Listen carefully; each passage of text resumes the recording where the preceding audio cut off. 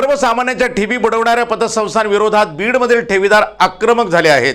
Dnyanradha multi-state, मातोश्री पतसंस्था, Sairam urban, दी Marathwada urban या पतसंस्थांनी हजारो ठेवीदारांच्या कोट्यावधींच्या ठेवी बुडवल्या आहेत। त्यामुळे ठेवीदार हे अडचणीत सापडले आहेत। बीड जिल्ह्यात अनेक मल्टीस्टेट बँका बंद पडलेल्या आहेत। त्या संदर्भाने त्या ठेवीदारांच्या अडचणीच्या संदर्भात आम्ही एक ज्ञानराधा आणि साईराम मल्टीस्टेट ठेवीदार संघर्ष समिती स्थापना केली आहे। त्या समितीच्या माध्यमातून आम्ही बँकेच्या संचालक मंडळाशी संपर्क करण्याचा प्रयत्न करतो आहे, परंतु बँकेचं संचालक मंडळ कुठल्याही पद्धतीचं उत्तर देत नाही। आत्ता माझ्याकडे एक व्हिडिओ आहे ज्यामध्ये एका ठेवीदाराच्या मुलीचं आज लग्न आहे आणि त्या दोन्ही नवरा बायकोनी आमचे पैसे आम्हाला नाही मिळाले तर आम्ही कुठ्यांच्या दारामध्ये आत्महत्या करू असा त्यांनी इशारा त्या ठिकाणी दिलेला आहे। त्यांचं आत्महत्येची नोटसुद्धा त्यांनी तयार केलेली आहे। त्यामुळं हे जे काही बँकेचे जे मालक आहेत, जे ज्ञानराधाचे संचालक असतील, साईरामचे संचालक असतील, यांनी लोकांच्या पैशाचा जो विनियोग केलेला आहे, जो पैसा स्वतःच्या फायद्यासाठी वापरला आहे, करोडो रुपयाच्या गाड्या, अब्जो रुपयाचे ऑफिसेस, स्वतःच्या लाईफस्टाईलवरती पैसा खर्च केला आहे। बँक करप्ट झालेले आहेत। 5 रूमच्या घरावरती 213 कोटी रुपयाचं कुठ्यांच्या एका घरावरती कर्ज आहे। अशा प्रकारचे लिखित सातबारासुद्धा आमच्याकडे आहेत। त्यांनी सर्वसामान्य लोकांचा पैसा हा स्वतःच्या ऐश करण्यासाठी, स्वतःचं स्टेटस उंच करण्यासाठी वापरला आहे आणि आता त्यांना लोकांचे पैसे देण्यासाठी त्यांची मानसिकता नाही आहे। सर, तुमच्याकडे किती तक्रारी आलेल्या आहेत, किती बँकेने असे पैसे बुडवलेले आहेत, अगदी थोडक्यात सांगा। माझ्याकडे जवळपास 50 कोटीपेक्षा जास्त लोकांच्या FDs आणि त्यांच्या तक्रारी माझ्याकडे आहेत। जवळपास प्रमुख ज्या 2 बँका आहेत, जी ज्ञानराधा मल्टीस्टेट आणि साईराम मल्टीस्टेट, या 2 बँकेच्या संदर्भानं आमच्याकडे तक्रारी प्राप्त आहेत।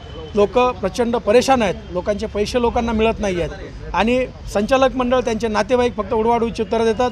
लोकांच्या अंगावरती गुंड पाठवण्याचं कामसुद्धा या संचालक मंडळाकडून करण्यात येत आहे। या ठिकाणी आम्ही संघर्ष समितीच्या माध्यमातून मागणी करतो आहे की कुटे आणि परभणे यांच्या परिवाराचे, यांच्या सर्व संचालक मंडळाचे आणि यांच्या कर्मचारी अधिकाऱ्यांचे पासपोर्ट जप्त झाले पाहिजेत।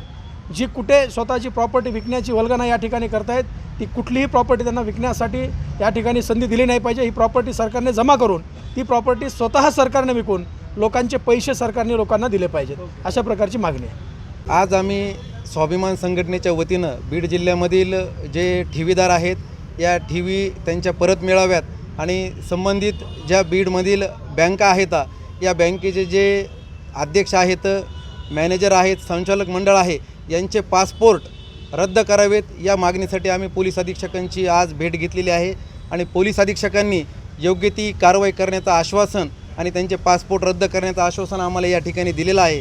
येत्या काही दिवसामध्ये यांच्या ठेवी जर परत नाही मिळाल्या तर आमदार नितेश राणे यांच्या माध्यमातून आम्ही जिल्ह्यामध्ये मोठं जन आंदोलन उभा करणार आहोत। ठेवीदारांची पण भेटी घेतली काय? गेल्या 8 दिवसापासून या विषयावरती आमचं आंदोलन या जिल्ह्यामध्ये उभा राहिलेलं असून हजारो ठेवीदार माझ्या संपर्कामध्ये आहेत। रोज माझ्याकडं 100 ते 200 ठेवीदार येऊन जातात। त्याच्यामध्ये काही महिला भगिनी आहेत ज्या घर भांडीकाम करतात, असे काही लोक आहेत ज्यांच्या मुलींचं लग्न थांबलेलं आहे, असे काही लोक आहेत ज्यांचं घराचं बांधकाम थांबलेलं आहे, असे काही लोक आहेत ज्यांच्या मुलांनी शिक्षण आज सोडून फीसच्या अभावी ते आज परतलेले आहेत। अनेकांनी आत्ता मला एक अर्ध्या तासापूर्वी अशी माहिती मिळाली की एका ठेवीदाराच्या बंधूंनी आत्महत्या केलेली आहे। तर या सर्व ठेवीदारांना प्रामाणिकपणे न्याय मिळवून देण्याचं काम स्वाभिमान संघटनेच्या माध्यमातून आम्ही करणार आहोत।